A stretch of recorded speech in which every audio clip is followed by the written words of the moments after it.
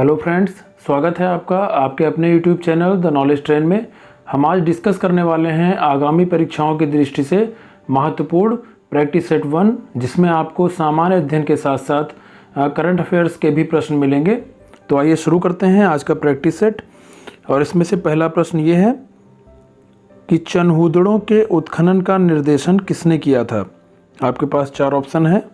J.H. मैके ने, sir John Marshall ने, व्हीलर ने, सर ऑरेल स्टेन ने।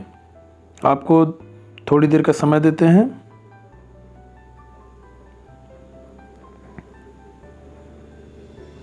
तो इसका आंसर होगा J.H. मैके ने। तो इसके बारे में जान लीजिए। चनहूदड़ो जो है वो सिंधु नदी के बाएं तट पर स्थित था और इसकी खोज जो है वो 1931 में N.G. मजूमदार ने किया था और उसके बाद में 1935 में मैके के निर्देशन में यहाँ उत्खनन हुआ था। ठीक है, खोज इसकी की थी N.G. मजूमदार ने और इसका जो उत्खनन हुआ था वो मैके के निर्देशन में हुआ था। और इम्पॉर्टेंट चीज़ ये है कि चनहूदड़ों में मनका बनाने का कारखाना तथा आग की भट्टी के साक्ष्य भी मिले हैं। ठीक है, और चनहूदड़ों में सिंधु संस्कृति के बाद झूकर संस्कृति और झांकर संस्कृति का भी विकास हुआ है। ठीक है, नेक्स्ट क्वेश्चन पे चलते हैं। नेक्स्ट है धर्म चक्र प्रवर्तन किया गया था। तो आपको बताना है कि धर्म चक्र प्रवर्तन कहाँ किया गया था। पहला ऑप्शन है सांची में, दूसरा है श्रावस्ती में, तीसरा है सारनाथ में और चौथा है वैशाली में।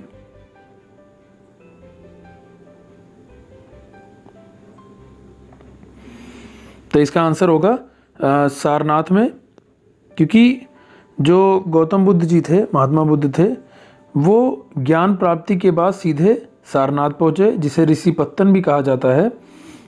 और उन्होंने सारनाथ पहुँच के अपना पहला उपदेश 5 ब्राह्मणों को दिया और इस घटना को धर्म चक्र प्रवर्तन कहा जाता है। ठीक है, तो सारनाथ इसका सही आंसर होगा। अगला है किस गुप्त शासक ने हूणों को पराजित किया था। तो इसका ऑप्शन है समुद्रगुप्त, चंद्रगुप्त, कुमारगुप्त और स्कंदगुप्त। तो आपको बताना है किस गुप्त शासक ने हूणों को पराजित किया था।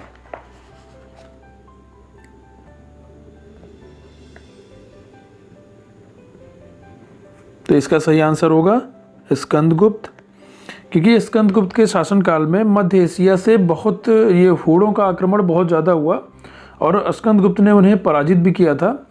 और ये जो स्कंदगुप्त ने हूणों को पराजित किया, इसके बारे में जूनागढ़ अभिलेख और भितरी अभिलेख में लिखा मिलता है। ठीक है, अगला है इनमें से कौन गजनी राजवंश का संस्थापक था। अल्पतगीन, महमूद, सुबुक्तगीन, इस्माइल।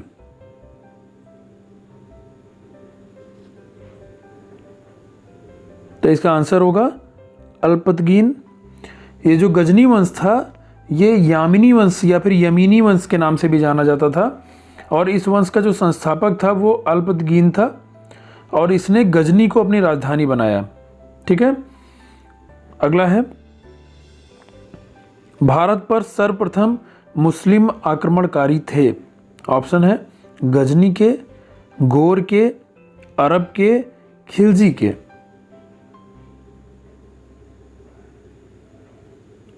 तो इसका आंसर होगा अरब के। तो इसके बारे में जैसा सभी लोग जानते होंगे कि जो पहला सफल मुस्लिम आक्रमण था वो मोहम्मद बिन कासिम के समय पर सिंध में हुआ था। ठीक है, लेकिन उसके पहले एक और अरब मुसलमानों ने आक्रमण किया था जो कि 636 ईस्वी में खलीफा उमर के समय में हुआ था, लेकिन वो असफल था। ठीक है, तो अरबों ने ही सबसे पहले आक्रमण किया, लेकिन पहला जो था वो असफल था और दूसरा मोहम्मद बिन कासिम के समय में सफल आक्रमण हुआ भारत पर, जो कि सिंध में हुआ। नेक्स्ट है सर्वेंट्स ऑफ इंडिया सोसाइटी की स्थापना किसने की थी। ठीक है, तो ऑप्शन है ईश्वर चंद्र विद्यासागर ने, गोपाल कृष्ण गोखले ने, दादा भाई नौरोजी ने या फिर लाला लाजपत राय ने।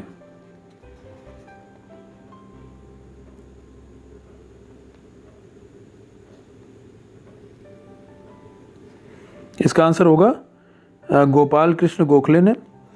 तो गोपाल कृष्ण गोखले जी ने 1905 में बम्बई में सर्वेंट्स ऑफ इंडिया सोसाइटी की स्थापना की थी।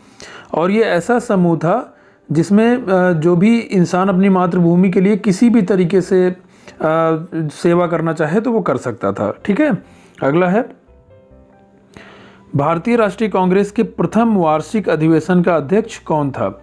तो ये हमने आपको कुछ क्वेश्चन से वो कांग्रेस से रिलेटेड जो है पढ़ाया भी है, उससे रिलेटेड क्वेश्चन भी करवाए हुए हैं, तो उसमें भी ये भी करवाया है। तो ऑप्शन है A.O. ह्यूम, दादा भाई नौरोजी, S.N. बनर्जी या फिर W.C. बनर्जी। तो इसका करेक्ट आंसर हो जाएगा W.C. बनर्जी। ठीक है, तो 28 दिसंबर 1885 को हमने आपको बताया है कि 28 दिसंबर 1885 को बम्बई के गोकुलदास तेजपाल संस्कृत कॉलेज में पहला अधिवेशन हुआ। और जो इसके सचिव थे या फिर कह सकते हैं जो कांग्रेस संस्थापक थे वो A.O. ह्यूम थे, लेकिन जो इसकी अध्यक्षता की थी वो व्योमेश चंद्र बनर्जी या फिर W.C. बनर्जी ने की थी। और इस अधिवेशन में 72 सदस्यों ने भाग लिया था, जिसमें दादा भाई नौरोजी, फिरोज शाह मेहता और राघवाचारी, दीन शाह वाचा, ये सब प्रमुख थे। ठीक है, फिरोज शाह मेहता भी नाम अच्छा बताया मैंने। ठीक है, ये सब प्रमुख थे। ठीक है, नेक्स्ट है इनमें से कौन कैबिनेट मिशन का सदस्य नहीं था। ठीक है, William Wood, Pethick Lawrence, Stafford Cripps, A.B. Alexander. तो जैसा मैंने क्लास में बताया भी है कि 1946 में कैबिनेट मिशन भारत आया था और इसके शिष्टमंडल में 3 सदस्य थे।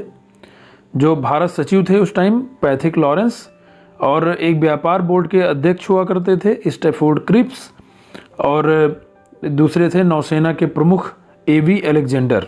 ठीक है, तो विलियम वुड जो थे वो कैबिनेट मिशन के सदस्य नहीं थे। अगला है 8 अगस्त 1942 में कांग्रेस ने भारत छोड़ो आंदोलन कहाँ प्रारंभ किया था। बम्बई, मद्रास, कलकत्ता, पूना।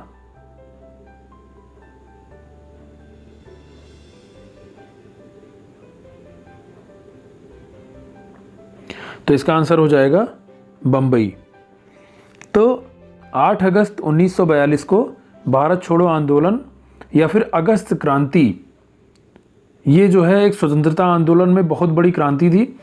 और ये कह सकते हैं कि एक अंतिम बड़ी क्रांति थी, अंतिम बड़ी आहुति थी स्वतंत्रता आंदोलन में, जिसने ब्रिटिश हुकूमत की नींव को हिला के रख दिया। ठीक है, बम्बई के ग्वालियर टैंक मैदान में कांग्रेस का अधिवेशन हुआ था 1942 का, जिसमें नेहरू ने भारत छोड़ो प्रस्ताव को पेश किया था और उसे मान भी लिया गया था। ठीक है, और यही आंदोलन था भारत छोड़ो आंदोलन जिसमें गांधी जी ने करो या मरो का नारा दिया था। नेक्स्ट है 1857 के संघर्ष में भाग लेने वाले सिपाहियों की संख्या सर्वाधिक थी बंगाल से, अवध से, बिहार से, राजस्थान से।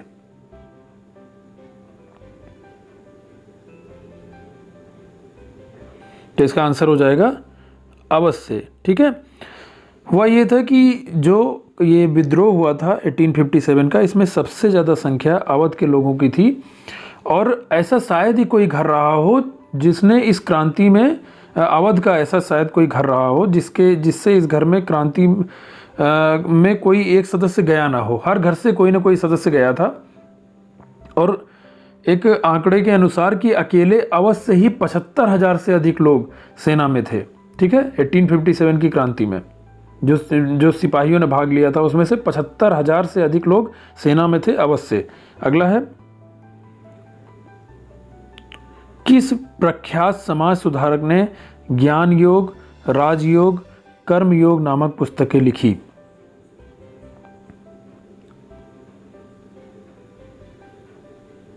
इसका आंसर होगा स्वामी विवेकानंद। तो आपको ध्यान रखना है, कैसे भी ट्रिक बना के याद कर सकते हैं कि ज्ञान योग, राजयोग, कर्म योग किसकी पुस्तकें हैं, स्वामी विवेकानंद की हैं। और इन्होंने ही 1893 में शिकागो में आयोजित विश्व धर्म संसद में भाग लिया था। और उसके 4 साल बाद 1897 में अपने गुरु जो थे इनके रामकृष्ण परमहंस, उनकी शिक्षाओं का प्रसार करने के लिए रामकृष्ण मिशन की स्थापना भी की थी। अगला है, संविधान में नीति निर्देशक तत्वों का विचार कहां से लिया गया है? ब्रिटेन से, आयरलैंड से, जर्मनी से, फ्रांस से।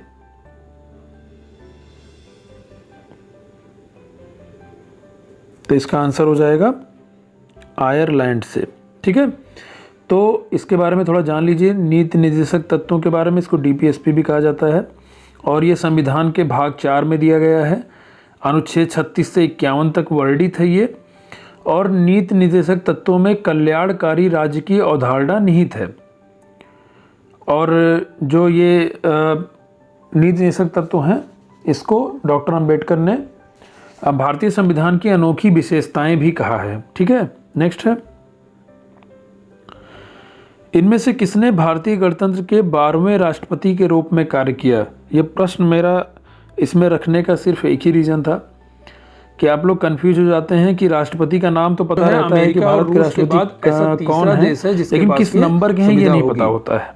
ठीक है, तो इसका आंसर हो जाएगा जो 12वें राष्ट्रपति हैं, एक बार ऑप्शन देख लीजिए, प्रतिभा देवी सिंह पाटिल, एपीजे अब्दुल कलाम, रामनाथ कोविंद या फिर प्रणब मुखर्जी। तो इसका आंसर जो हो जाएगा 12वें राष्ट्रपति जो थे हमारे यहाँ के, वो थी प्रतिभा देवी सिंह पाटिल जी। ठीक है, इसको ध्यान रखिएगा। और जो ये अब्दुल कलाम जी थे, ये थे 11वें। रामनाथ कोविंद जी जो हैं वो हैं 14वें। और ये जो प्रणब मुखर्जी जी थे वो थे 12वें। ठीक है, तो ध्यान रखिएगा। सॉरी, प्रणब मुखर्जी जी हमारे यहाँ के 13वें थे। ठीक है, 12वीं तो प्रतिभा देवी सिंह पाटिल जी हैं, ये 13वें थे। एक मिनट याद रखिएगा आप, 13वें। अगला है,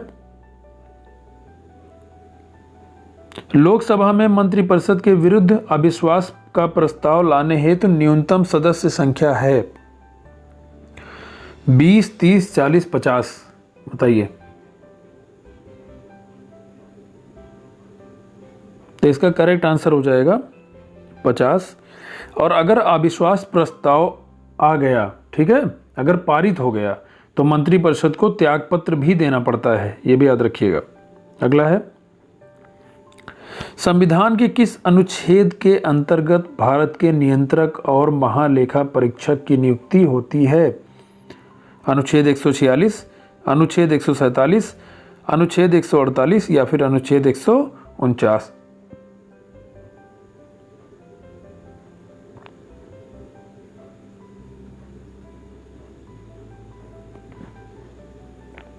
इसका आंसर हो जाएगा अनुच्छेद 148। अब एक चीज़ और बताना चाहेंगे, दो बड़े पद होते हैं, एक होता है नियंत्रक और महालेखा परीक्षक, एक होता है महान्यायवादी का। जो भारत के महान्यायवादी हैं वो आर्टिकल अनुच्छेद 76 के अंतर्गत आते हैं। याद करने का तरीका ये है कि 76 में 7 और 6 होता है, 7 और 6 जोड़ेंगे तो 13 आएगा। नियंत्रक और महालेखा परीक्षक के भी अंक अगर हम जोड़ते हैं 1, 4 और 8 तो भी 13 आएगा। ठीक है, और महान्यायवादी अनुच्छेद 76 ही होगा, क्योंकि महान्यायवादी छोटा नाम है तो छोटा वाला आर्टिकल आएगा, और नियंत्रक और महालेखा परीक्षक बड़ा नाम है तो बड़ा वाला आर्टिकल आएगा। तो महान्यायवादी आर्टिकल 76 और नियंत्रक और महालेखा परीक्षक आर्टिकल 148। ठीक है, इसको याद रखिएगा। अगला है, भारत के पंचायती राज व्यवस्था का शिल्पी किसे कहा जाता है? कहने का मतलब ये है कि जिसने पंचायती राज व्यवस्था को बनाया, मतलब उसको संवारा, शिल्पकार किसे कहते हैं? जो किसी मूर्ति को या फिर किसी पत्थर को बना के एक अच्छा सा डिज़ाइन देता है, तो भारत के पंचायती राज व्यवस्था का शिल्पी किसे कहा जाता है? ऑप्शन है बी.आर. मेहता, एल.एम. सिंघवी, जी.वी.के. राव, आचार्य नरेंद्र देव।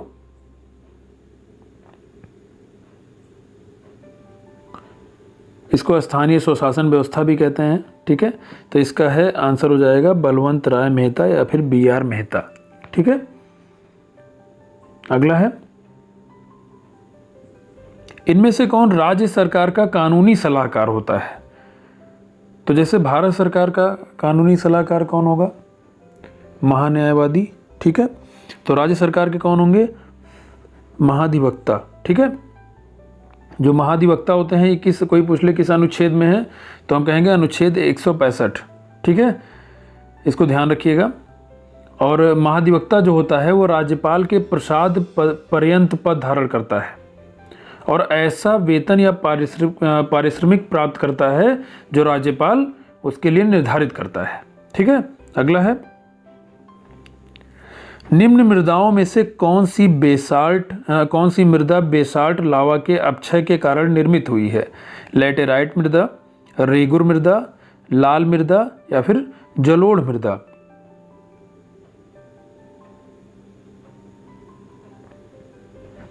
तो इसका आंसर हो जाएगा रेगुर मृदा, ठीक है। तो रेगुर मृदा के बारे में कुछ जान लीजिए कि रेगुर मृदा को काली मिट्टी भी कहा जाता है, ठीक है, और ये कपास की पैदावार के लिए बहुत ही उत्तम मानी जाती है, इसीलिए इसको कपास मृदा भी कहते हैं। और ये बेसाल्ट लावा के अपक्षय से निर्मित हुई है। रासायनिक रूप से इसमें जो रेगुर मृदा है इसमें लोहा, मैग्नीशियम, एल्युमिनियम और चूना बहुत अधिक मात्रा में पाया जाता है। और अगर कोई पूछे आपसे कि रेगुर मृदा या फिर काली मृदा भारत में कहाँ पाई जाती है, तो आप कहेंगे दक्कन के पठारी भाग में ये मृदा पाई जाती है। नेक्स्ट है, निम्न नदियों में से कौन विषुवत रेखा को 2 बार काटती है? ठीक है, जायरे नदी, नाइजर नदी, नील नदी या फिर अमेजन नदी? ठीक है, इंपॉर्टेंट क्वेश्चन है, बहुत पूछा जाता है। विषुवत रेखा को 2 बार काटने वाली नदी पूछ रहा है, ठीक है, तो इसका आंसर हो जाएगा जायरे नदी। ठीक है, अगर आपसे पूछे कि कर्क रेखा को 2 बार काटने वाली नदी, तो आप क्या बताएंगे? माही नदी। और अगर आपसे पूछे मकर रेखा को 2 बार काटने वाली नदी, तो आप बताएंगे क्या? लिम्पोपो नदी। ठीक है, याद रखिएगा, विषुवत रेखा को 2 बार काटने वाली जायरे नदी, कर्क रेखा को 2 बार काटने वाली माही नदी, मकर रेखा को 2 बार काटने वाली लिम्पोपो नदी। ठीक है, नेक्स्ट, इनमें से कौन सुमेलित नहीं है? अच्छा क्वेश्चन है। ठीक है, यही है कि कौन कौन से प्रोजेक्ट किस नदी पर बने हुए हैं, यही इसका ये क्वेश्चन है। पहला है मिदनापुर नहर, कंसावती नदी, तवा प्रोजेक्ट, कृष्णा नदी, मेत्तूर बांध, कावेरी नदी, उकाई प्रोजेक्ट, तापी नदी।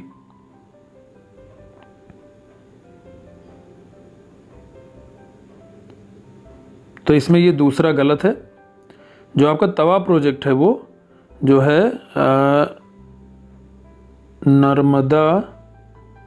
नर्मदा नदी पर बना हुआ है। ठीक है, तवा प्रोजेक्ट। बाकी मिदनापुर नहर कंसावती नदी पर है, मेत्तूर बांध कावेरी नदी पर है और उकाई प्रोजेक्ट तापी नदी पर है। ये तीनों सही हैं। अगला है, आइंस्टीन को नोबेल पुरस्कार दिया गया था। साइंस के क्वेश्चन अब शुरू हो गए हैं, ध्यान दीजिएगा। सापेक्षता के सिद्धांत के लिए, प्रकाश वैद्युत प्रभाव के लिए, विशिष्ट ऊष्मा के सिद्धांत के लिए या फिर बोस आइंस्टीन सांख्यिकी के सिद्धांत के लिए? ये क्वेश्चन पीसीएस में भी आया था, शायद 2018 में आया था।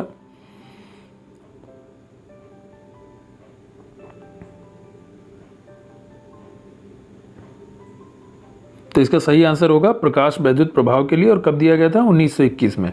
ठीक है, अगला है, एक समतल दर्पण की वक्रता त्रिज्या होती है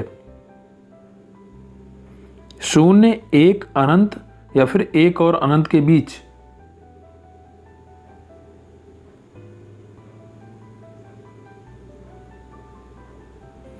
इसका आंसर हो जाएगा अनंत। ठीक है, अगला है, पृथ्वी पर अधिकांश ऑक्सीजन उत्पादित होती है घास से, शैवालों से, पेड़ों से, धान के खेत से?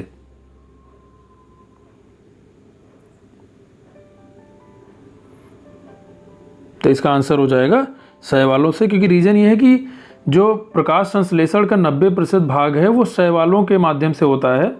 और शैवाल भी एक प्रकार की घास है, ठीक है, जो समुद्रों और अन्य जल स्रोतों में बहुतायत में पाई जाती है। तो अधिकांश ऑक्सीजन जो उत्पादित होती है वो किससे होती है? शैवालों से। अगला क्वेश्चन है, निर्जलित व्यक्ति को नहीं पीना चाहिए चाय, कॉफी, समुद्री जल, अल्कोहल? तो इसका सही जवाब हो जाएगा अल्कोहल, क्योंकि रीज़न ये है कि अल्कोहल जो होता है वो निर्जलीकरण जो होता है, डिहाइड्रेशन, उसकी गति को तेज कर देता है, जिससे जब भी आपके शरीर से निर्जलीकरण होगा, डिहाइड्रेशन होगा, तो आपके शरीर से जो खनिज लवण भी होंगे वो भी साथ में बाहर आते रहेंगे। ठीक है, इससे ये होता है कि जब भी आपके बॉडी से पानी के साथ साथ खनिज लवण भी बाहर आने लगते हैं तो आप अत्यधिक थकान महसूस करने लगते हैं। ऐसा कब होता है? ऐसा कभी कभी जैसे जब डायरिया हो जाता है किसी को, तब ऐसा फील होता है। ठीक है, तो निर्जलित व्यक्ति को नहीं पीना चाहिए क्या? अल्कोहल। नेक्स्ट है, निम्न में से किस एक को भोर का तारा कहा जाता है? बुध, शुक्र, मंगल, शनि। तो इसका करेक्ट आंसर है शुक्र, सबको मालूम है ये।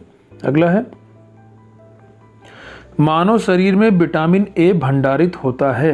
इंपॉर्टेंट क्वेश्चन है।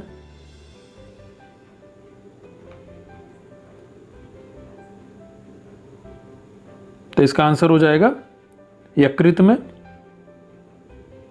देखिए, दो तरह के विटामिन होते हैं, एक होता है जल में घुलनशील, एक होता है वसा में घुलनशील। तो जो वसा में घुलनशील होते हैं वो होते हैं ADEK। ठीक है, और इनका जो संचय होता है वो मानव के यकृत में होता है। ADEK, एडेक भी इसको याद करने का तरीका निकाल लेते हैं कुछ लोग, एडेक कहते हैं, ADEK। और विटामिन बी और सी जो होती है ये जो है आपके जल में घुलनशील हैं और इनका भंडारण शरीर में नहीं होता है। ठीक है, इसके लिए हमें भोज्य पदार्थों पर निर्भर रहना पड़ता है। ठीक है, अगला है, पौधों में फ्लोएम उत्तरदायी है। ठीक है, आहार वहन के लिए, अमीनो अम्ल वहन के लिए, ऑक्सीजन वहन के लिए, या फिर जल वहन के लिए।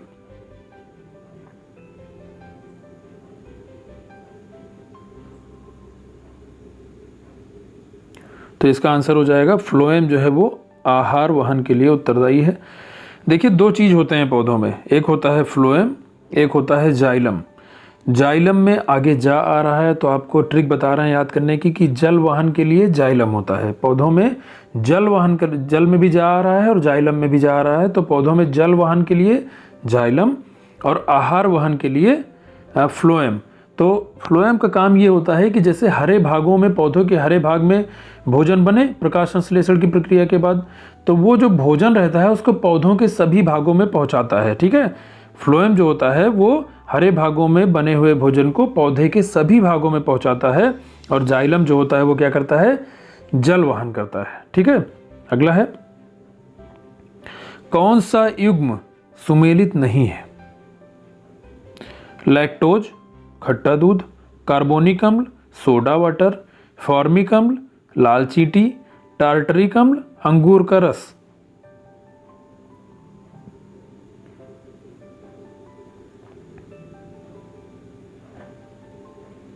तो इसमें जो पहला वाला है लैक्टोज, लैक्टोज जो है ये एक शर्करा होती है, यही सुमेलित नहीं है। बाकी कार्बोनिक अम्ल, सोडा वाटर, फार्मिक अम्ल, लाल चींटी और टार्टरिक अम्ल, अंगूर का रस सुमेलित है।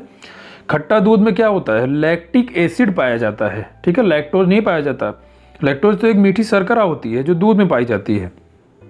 जो दूध का खट्टापन होता है वो लैक्टिक एसिड के कारण होता है। ठीक है, और जो ये फार्मिक अम्ल है ये लाल चींटी में, टार्टरिक अम्ल जो ये होता है आपका अंगूर के रस में पाया जाता है और इमली में पाया जाता है। कार्बोनिक अम्ल जो है वो सोडा वाटर में पाया जाता है और एस्कॉर्बिक अम्ल जो है वो नींबू में पाया जाता है। ठीक है, अगला है, विद्युत धारा का मात्रक है। बहुत ही आसान क्वेश्चन है। ठीक है, विद्युत धारा का मात्रक सबको पता है, ओडोमीटर, ओंडोमीटर, ये मीटर नहीं मीटर है। ठीक है, ओडोमीटर, ओंडोमीटर, ऑडियोमीटर या फिर अमीटर। तो इसका सही जवाब है अमीटर, बिल्कुल इजी है। लेकिन जो अब ये जान लीजिए ऊपर के मीटर क्या है। ओडोमीटर जो होता है वो वाहनों के पहियों द्वारा तय की गई दूरी मापने का यंत्र है। ठीक है, जो ओंडोमीटर होता है वो विद्युत चुंबकीय तरंगों की आवृत्ति मापने का यंत्र है, और जो ऑडियोमीटर होता है वो ध्वनि तीव्रता मापने का यंत्र है। ठीक है, इसको याद रखिएगा।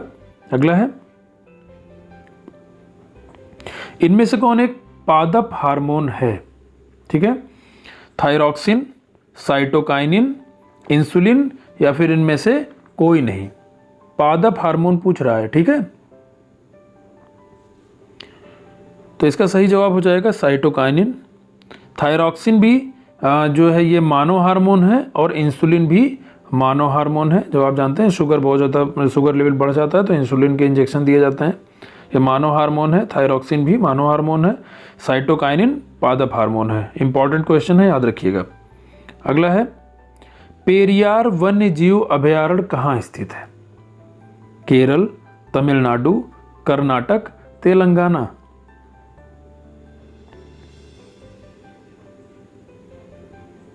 तो इसका सही जवाब है कि पेरियार वन्यजीव अभयारण्य कहाँ है? केरल में है। और ये अभयारण्य जो है ये टाइगर रिजर्व और हाथी रिजर्व क्षेत्र घोषित किया गया है, ठीक है।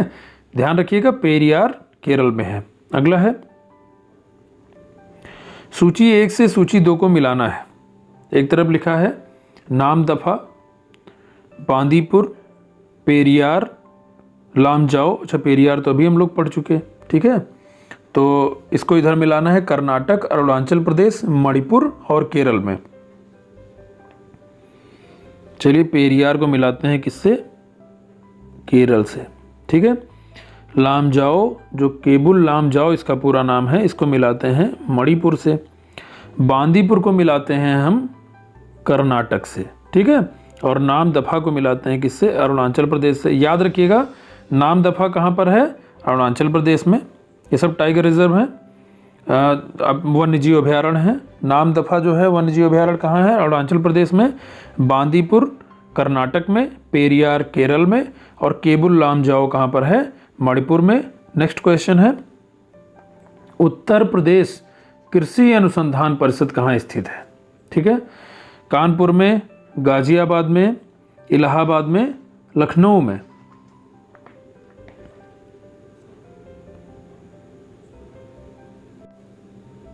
तो इसका सही जवाब हो जाएगा लखनऊ में, ठीक है।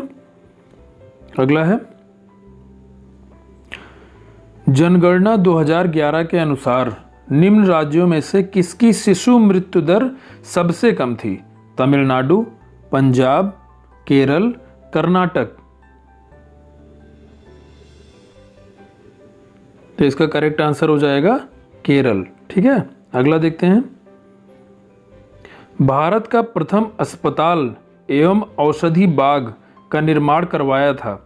अशोक ने, चंद्रगुप्त मौर्य ने, भगवान महावीर ने, या फिर धन्वंतरी ने?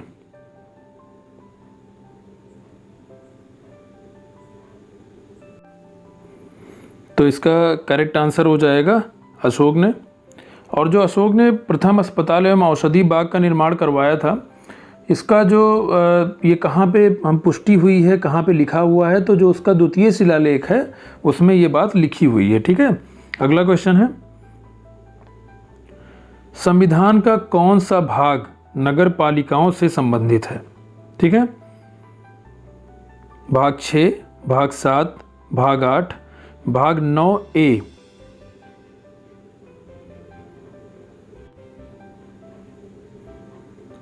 तो संविधान के भाग 9 में जैसा हम जानते हैं कि भाग 9 जो है वो पंचायती राज व्यवस्था के बारे में उसमें प्रावधान किया गया है, लेकिन भाग 9A जो है उसमें नगर पालिकाओं से संबंधित प्रावधान किया गया है, ठीक है। तो इसका आंसर हो जाएगा भाग 9A। अगला क्वेश्चन है, निम्न में से किस कारागार को गांधी जी ने मंदिर का नाम दिया? नैनी, यरवदा, सेल्यूलर जो कि पोर्ट ब्लेयर में है, आगा खान पैलेस।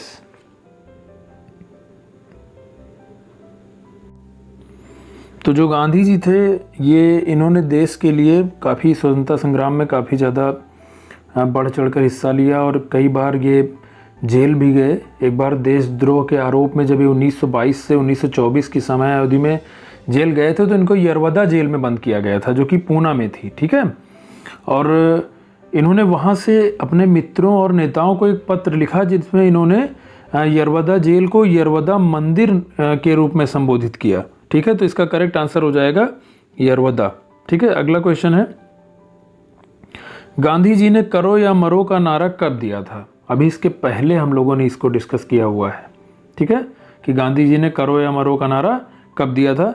भारत छोड़ो आंदोलन के समय, सविनय अवज्ञा आंदोलन के समय, असहयोग आंदोलन के समय, खिलाफत आंदोलन के समय।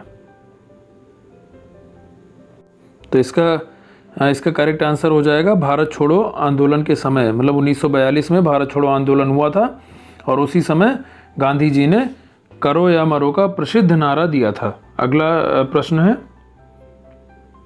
तिलक जी को किसने अशांति का जनक कहा है? जो मैंने क्लास ली थी कांग्रेस की, उसके जो दूसरी क्लास में इंपॉर्टेंट क्वेश्चन शुरू में करवाए हैं उसमें ये क्वेश्चन करवाया हुआ है। ऑप्शन है Lord Curzon, Vincent Smith, Valentine Chirol, Henry Cotton. तो तिलक जी को अशांति का जनक किसने कहा है? वैलेंटाइन सिरोल ने। नेक्स्ट क्वेश्चन है, निम्न में से कौन टोडा जनजाति का मूल निवास स्थान है? जौनसार पहाड़ियाँ, गारो पहाड़ियाँ, नीलगिरी पहाड़ियाँ या फिर जैंतिया पहाड़ियाँ? तो इसका सही जवाब हो जाएगा नीलगिरी पहाड़ियाँ। और अगर क्वेश्चन आता है कि नीलगिरी पहाड़ियाँ कहाँ पर हैं, तो आप कहेंगे तमिलनाडु राज्य में नीलगिरी पहाड़ियाँ हैं। तो जो टोडा जनजाति है ये तमिलनाडु राज्य की नीलगिरी पहाड़ियों पर पाई जाती है और जो टोडा जनजाति है इसमें बहुपति प्रथा का प्रचलन है। ठीक है, अगला प्रश्न है, उदारीकरण, निजीकरण, भूमंडलीकरण की नई आर्थिक नीति घोषित की गई, उस समय प्रधानमंत्री कौन था? प्रश्न यही है। राजीव गांधी द्वारा घोषित की गई, विश्वनाथ प्रताप सिंह द्वारा घोषित की गई, नरसिम्हा राव द्वारा घोषित की गई या फिर अटल बिहारी वाजपेयी द्वारा घोषित की गई? तो इसका सही आंसर होगा नरसिम्हा राव द्वारा।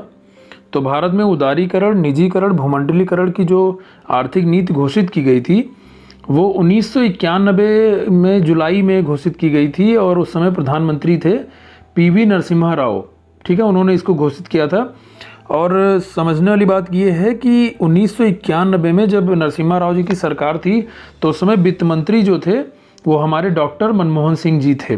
ठीक है, अगला प्रश्न है, निम्नलिखित में से किस समिति की संस्तुतियों के आधार पर भारत में गरीबी रेखा का आकलन किया जाता है? दत्त समिति, लाकड़वाड़ा समिति, चलैया समिति या फिर चक्रवर्ती समिति? तो इसका सही जवाब होगा लाकड़वाला समिति। भारत में गरीबी रेखा का आकलन जो है इन समितियों में से किस में से किया जाता है? लाकड़वाला समिति से, याद रखिएगा इसको। अगला क्वेश्चन है, निम्नलिखित में से किसके उत्पादन का केंद्र मेरठ है? जूते चप्पल के, खेल के सामान के, मिट्टी के बर्तन का या फिर रबर उत्पादन का?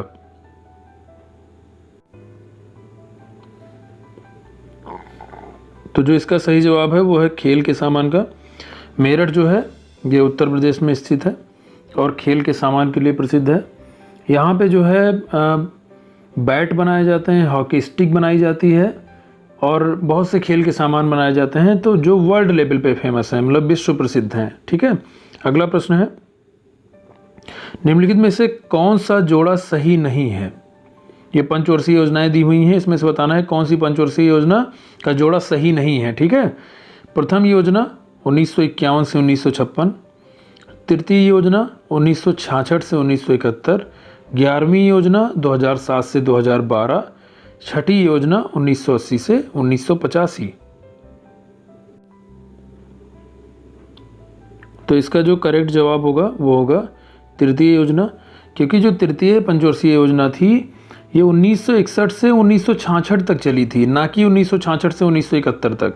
ठीक है, तृतीय योजना कब से कब तक? 1961 से 1966 तक। ठीक है, और इसका जो उद्देश्य था तृतीय पंचवर्षीय योजना का वो था अर्थव्यवस्था को आत्मनिर्भर बनाना। आप याद रखिएगा, तृतीय पंचवर्षीय योजना 1961 से 1966 और इसका उद्देश्य था अर्थव्यवस्था को आत्मनिर्भर बनाना। इसमें जो ये योजना थी पंचवर्षीय योजना तीसरी वाली, ये असफल रही थी क्योंकि इसी के टाइम पे भारत और चाइना का युद्ध हो गया था, भारत पाकिस्तान का युद्ध हो गया था और बहुत ज़्यादा सूखा पड़ा था। ठीक है, अगला प्रश्न है,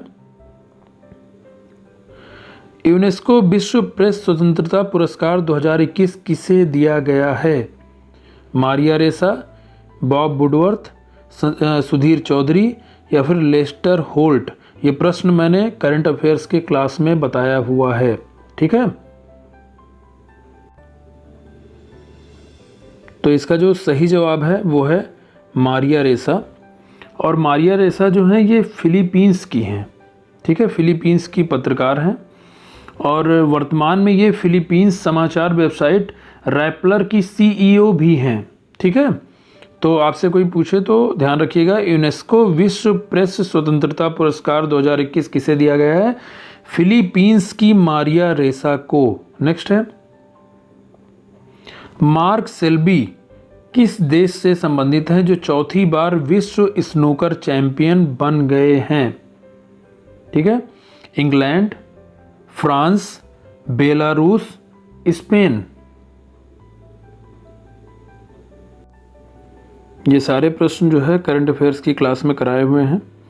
और मार्क सेल्वी जो हैं वो इन्होंने शॉन मर्फी को हराकर चौथी बार चैंपियनशिप जीती है और ये इंग्लैंड के हैं। ठीक है,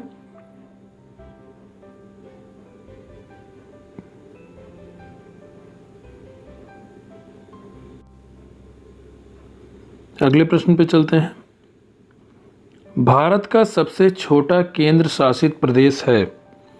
हरियाणा, पंजाब, राजस्थान, लक्षद्वीप?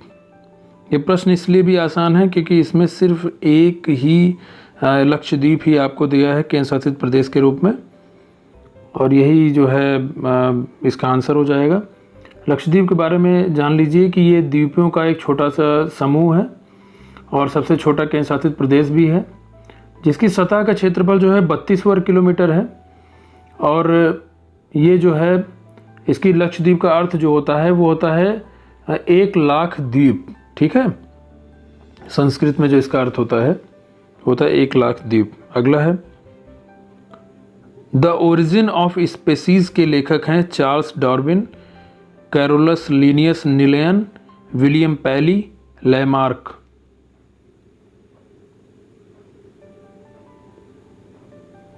तो इसका आंसर हो जाएगा चार्ल्स डार्विन। इसको हम लोगों ने पहले भी बायोलॉजी में कई बार पढ़ा होगा। और जो चार्ल्स डार्विन की बुक है उसका नाम है द ओरिजिन ऑफ स्पेसीज और ये जो है विकासवादी जीव विज्ञान के बारे में है। ठीक है, अगला है, 69वीं मिस यूनिवर्स 2020 का खिताब जीता है एडलाइन कैस्टलिनो, एंड्रिया मेजा, जूलिया गामा या फिर जेनिक मैकेटा?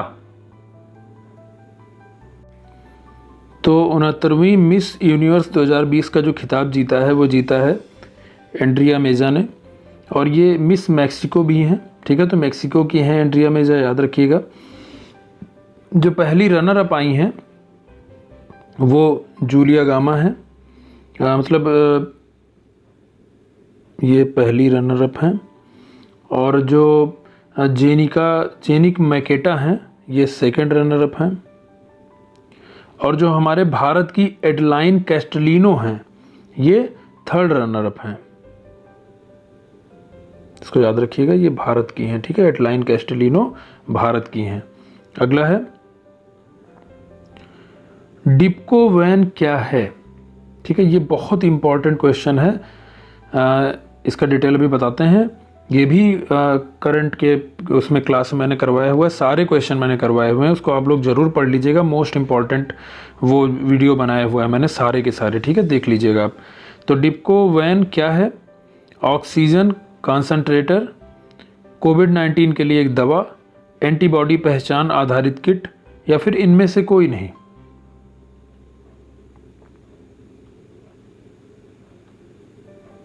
तो इसका करेक्ट आंसर है एंटीबॉडी पहचान आधारित किट। तो डिप्को वैन के बारे में ये इम्पॉर्टेंट है कि इसको डीआरडीओ ने बनाया है और ये जो है 97% इस किट की जो है संवेदनशीलता है और ये एंटीबॉडी डिटेक्शन आधारित किट है, ठीक है। और इसको ध्यान में रखिएगा, DRDO ने इसे बनाया है, ठीक है। तो इसलिए क्वेश्चन ऐसा भी आ सकता है कि DRDO द्वारा बनाई गई एंटीबॉडी पहचान आधारित किट का नाम क्या है, 4 नाम दे देगा, तो ये डिप्को-वैन आपको सिलेक्ट करना होगा, ठीक है। तो ये 50 क्वेश्चंस का पहला सेट आपके साथ में हमने डिस्कस किया, जिसमें हर टॉपिक्स के क्वेश्चन और करंट अफेयर्स के भी क्वेश्चन थे। और आज का पेपर जो है पहला प्रैक्टिस सेट 1 यहीं समाप्त होता है और फिर अगले प्रैक्टिस सेट के बाद साथ में हम लोग बाद में फिर मिलते हैं। धन्यवाद।